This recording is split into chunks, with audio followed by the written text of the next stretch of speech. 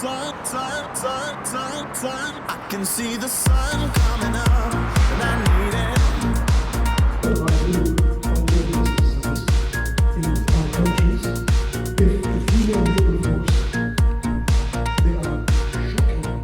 It's not just the increase in GDP, which is the most important thing. It is a very important topic, and there are a number of groups, both on the government level, as well as at the corporate level and individual level, that are trying to better understand how we can remove some of the barriers that exist for women to enter into an entrepreneurial life. I think the key here is that many of these barriers that we're discussing today start very early. They start in the education system.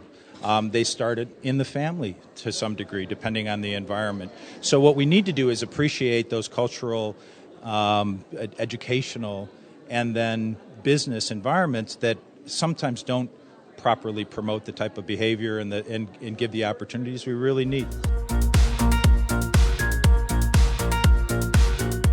As women, we are mothers, daughters, and caretakers, and as a matter of fact, I have a little 19-month-old, so I do have other responsibility than just work and my business. So it is a big juggle, but I've heard before and I've been told before, this is why you're a woman, because you guys are multitasking and you can do many things at the same time instead of just one.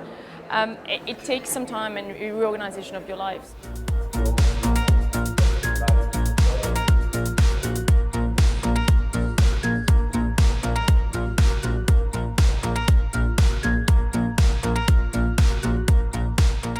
There's a big transformation happening in our part of the world, in the Middle East, but particularly in the Gulf countries, where the importance of women and their empowerment, their participation, in particular in economic life, is now being posed in a big way.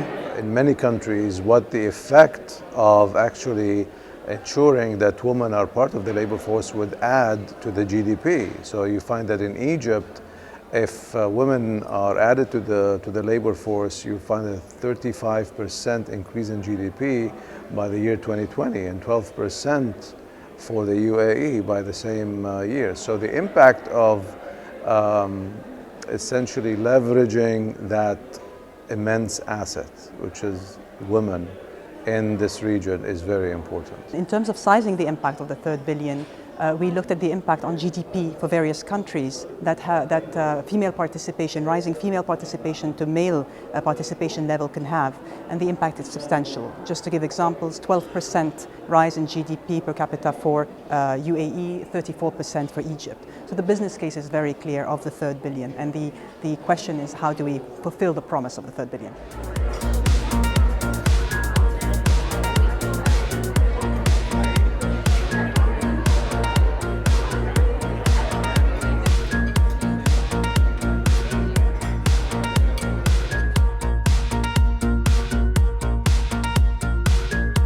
Women have done very well in this region, or are showing the skills that are needed by many employers, both in the technical side as well as on the human interaction side. Today we have about 30% of the projects that we've approved funding for are female entrepreneurs, that actually own, manage, and operate their businesses.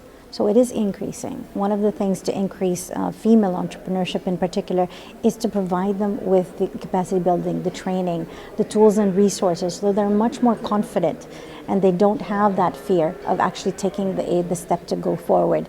Another thing is, through the process of the entrepreneurship, I think mentoring becomes a very important tool for them to feel that support.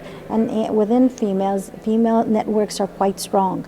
So I think the more you have increased exposure to that, that's also another very strong supportive element as well.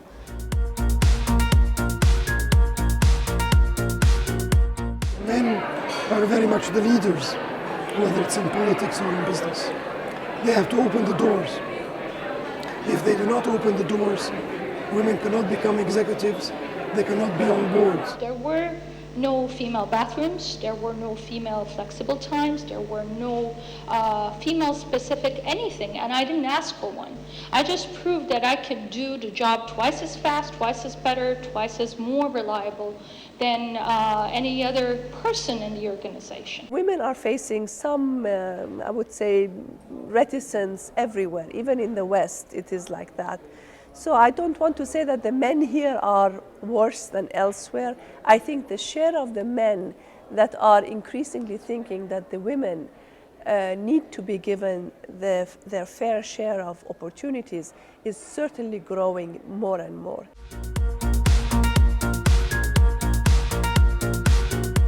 And I'm actually very positive, very optimistic. This is the age of technology, this is the age of communication, of social media, where information flows very quickly, where women have found their voice, they found their confidence.